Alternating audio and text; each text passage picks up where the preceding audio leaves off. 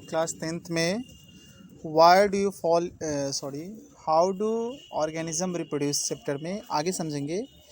हमने जो female reproductive part के बाद का जो टॉपिक है उसको आज के लिए ड्रॉप किया है।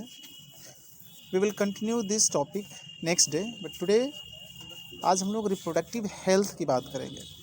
ठीक है, रिप्रोडक्टिव हेल्थ इसको पहले कंप्लीट कर लेते हैं, then we will discuss the section after female reproductive system. Female reproductive system के बाद वाला जो सेक्शन है, हिस्सा है, उसको हम लोग कल कवर करते हैं स्टूडेंट। ठीक है, ओके। तो रिप्रोडक्टिव हेल्थ क्या है बच्चों? रिप्रोडक्टिव हेल्थ को गौर से देखिए। तो WHO क्या कहता है? WHO कहता है कि health means total wellbeing. Health का मतलब होता है आप फिजिकली फिट हों, इमोशनली फिट हों। फिजिकली फिट का मतलब होता है आपके सारे organ, all organs are well structured, सही से सारे ऑर्गन बने हुए हैं, टेढ़े मेढ़े नहीं हैं, है ना, बहुत छोटे नहीं हो गए हों, सारे ऑर्गन प्रॉपर्ली स्ट्रक्चर्ड हो और सारे ऑर्गन सही ढंग से फंक्शनेबल हो, फंक्शन कर रहा हो, दैट इज़ फिजिकल फिट। फिर इमोशनली फिट भी होना पड़ेगा आपको, socially fit. Emotionally fit means emotionally आपको भी स्ट्रॉन्ग होना पड़ेगा। इमोशनली बहुत लोग क्या होते हैं कि इमोशनली वीक होते हैं, कोई सामने आया और इमोशन शो किया तो ये टूट जाते हैं, बिखर जाते हैं, या उसकी तरफ हो लेते हैं, या उसकी बातें मान लेते हैं। समटाइम्स हमें इमोशनली भी फिट होना पड़ेगा। मतलब डैट मीन्स कि सामने वाला व्यक्ति कोई रोनी सी शक्ल लेके आ गया हो और मे बी वो झूठ बोल रहा हो और आप इमोशन में बहकर जो है उसको फेवर करने लगें, तो कहीं ना कहीं जो है एक रॉन्ग हैपनिंग को इंडिकेट करेगा, गलत कुछ फ्यूचर में हो सकता है अगर आप इमोशनली फिट नहीं रहेंगे तो। ठीक है। सोशली फिट का मतलब होता है कि आप अपने फैमिली मेम्बर के साथ, अपने मेट्स के साथ, दोस्त के साथ और अपने नेबर्स के साथ आपका कैसा बिहेवियर है। तो जो सोशली फिट होगा व्यक्ति, उसका बिहेवियर जो है इन सबके साथ जो है कैसा होगा बच्चों?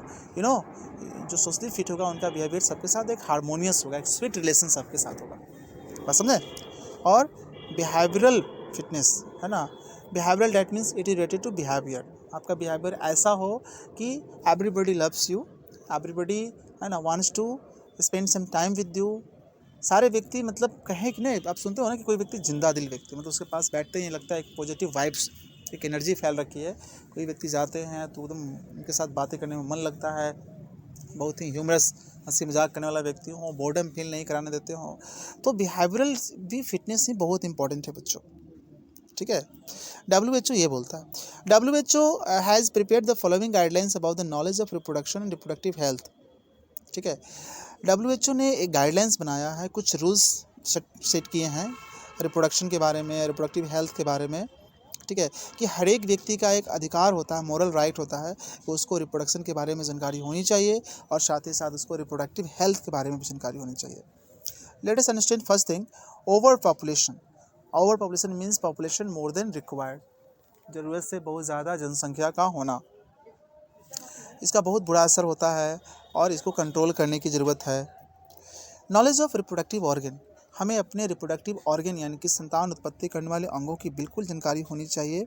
ठीक है, और सेक्सुअली ट्रांसमिटेड डिजीज़ यानी कि जो physical unsafe physical relation, unsafe physical sexual intercourse के कारण जो बीमारियां फैलती है ना, गलत ढंग से और असुरक्षित जो सेक्स रिलेशन होते हैं उनके जरिए जो बीमारियां फैलती है उसको सेक्सुअल ट्रांसमिटेड डिजीज़ बोलते हैं, या उसको STD शॉर्ट में STI या RTI बोलते हैं, है ना। आप कमेंट बॉक्स में बताइए कि STI क्या है, RTI क्या है, इसका फुल नेम क्या है। ठीक है, इसका फुल नेम मैं वीडियो के अंत में आपको बता दूंगा। चलिए, तो ये WHO बोलता है कि जानकारी होनी चाहिए। इसके अलावा सेक्स एजुकेशन को बढ़ावा देना, हमको जो एज गर्ल्स जो होती हैं प्यूबर्टी एज में आ जाती हैं या इसके ऊपर की एज में जो आ जाती हैं गर्ल्स या बॉयज़, उनको ये एजुकेशन दी जानी चाहिए ताकि दे शुड नो, है ना, their body and changes occurring in their body. वो अपने बॉडी के बारे में, उनके शरीर में जो परिवर्तन हो रहा है उसके बारे में जान सकें, रिप्रोडक्शन के बारे में जागरूकता हो सके उनको।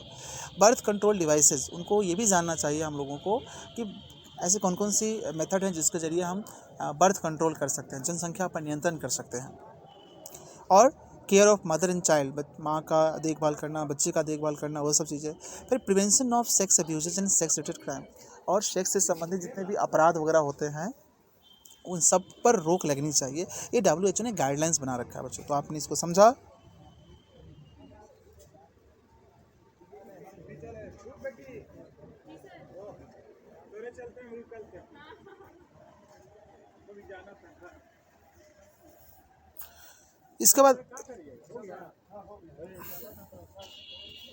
इसके बाद यहाँ पर हम लोग देखते हैं बच्चों कि child bearing and woman health. Woman महिला की, देखिए हर एक परिवार में महिला की जो सेहत होती है बहुत ही महत्वपूर्ण होती है। उनके सेहत पर चाहे हर एक परिवार में हो या समाज हो या हमारा नेशन कंट्री हो, महिला की हेल्थ बहुत ही ज़रूरी है। तो malnutrition and stress during pregnancy are the major cause of ill health of child bearing woman. तो जब कोई चाइल्ड बेयरिंग वुमन है, मतलब बच्चे को जन्म देने वाली महिला है, उस समय उनको अगर मेल न्यूट्रिशन करें, सही से खान पान ना दें, है ना, और ये स्ट्रेस, तनाव, टेंशन दें, तो डेफिनेटली जो है उनकी हेल्थ पर बहुत ही बुरा असर पड़ेगा। ठीक है। Through proper family planning and other measures the health of woman. देखिए फैमिली प्लानिंग करने का मतलब होता है बच्चों के बीच में अंतर रखना। एक बच्चे के बाद दूसरे बच्चे 5 साल में, 3 साल में प्लानिंग करें, जिससे कि वुमन को प्रॉपर एक समय मिल सके, है ना, और जिससे कि उनका क्या होगा, सही ढंग से ग्रोथ हो पाएगा, उनकी हेल्थ अच्छी हो पाएगी। तो उनकी हेल्थ को हम कई तरह से बेहतर कर सकते हैं, such as by avoiding unwanted pregnancy.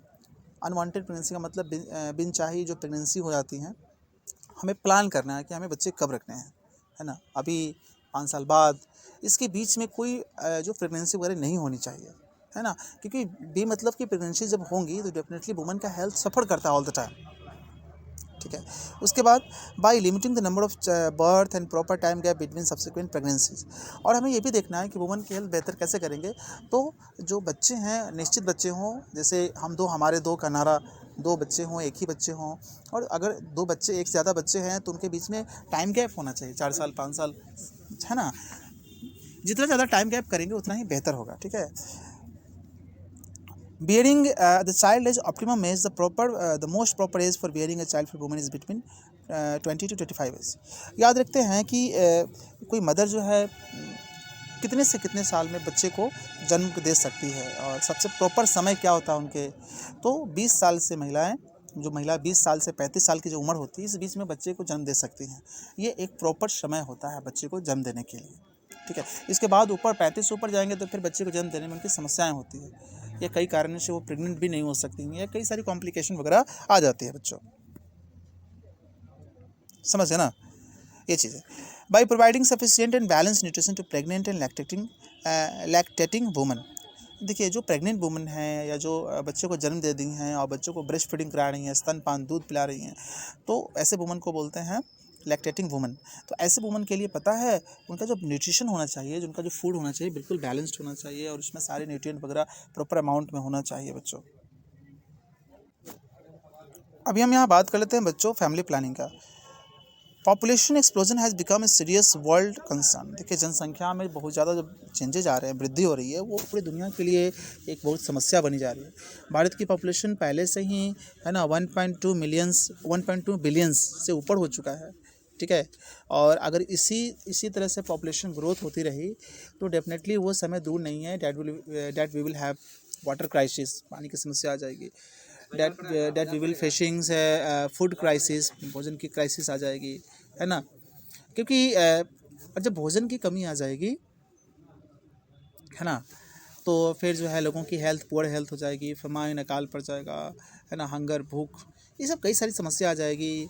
रहने का उनका ठिकाना, कपड़े की कमी, है ना, पीने वाले पानी की कमी, और एक अच्छा घर की कमी, है ना, शिक्षा और मेडिकल सुविधाएं भी तो कम हो जाएंगे। पॉपुलेशन जब इतने ज़्यादा हो जाएगी तो उन सारे लोगों को भोजन, पानी, कपड़ा, चिकित्सा, ये सब कहाँ से अवेलेबल कराया जा सकता है। दिस इज़ नॉट पॉसिबल ना कि सारे लोगों को सारी चीज़ें गवर्नमेंट अवेलेबल करा सकती है। और अवेलेबल कराने में गवर्नमेंट को कितनी ज़्यादा प्रॉब्लम आएगी, वी कैन नॉट थिंक, हम लोग सोच नहीं सकते। ठीक है। तो फैमिली प्लानिंग प्रोग्राम सरकार चलाती है, इसके ज़रिए वो लोगों के अंदर अवेयरनेस, जागरूकता उत्पन्न करती है। क्यों करती है फैमिली प्लानिंग सरकार चलाती है, आइए समझते हैं। ताकि अवॉइड अनवांटेड बर्थ, अनचाही जो बच्चों का जो प्रेगनेंसी होती है उसको रोक सके। उनको बताया जाता है कि बच्चे कम ही अच्छे, है ना, वो चीज़ है। फिर उनको ये बताया जाता है कि 2 प्रेगनेंसी के बीच में टाइम रखिए, जिससे कि महिला की जो हेल्थ है अच्छी बनी रहे। ठीक है। बच्चों की संख्या कम रखें, और है ना। और हमें ये मेंटेन करना है कि आपकी इकोनॉमी कितनी है, आप कितने कमा पाते हो, उसके अकॉर्डिंग है ना बच्चे रखेंगे, बच्चे को प्लानिंग करेंगे, बिकॉज उनको एजुकेट भी तो करना है, मेडिकल फैसिलिटी भी तो देनी है, उनको एक एबल सिटीजन भी तो बनाना है, एक योग्य नागरिक भी तो बनाना है।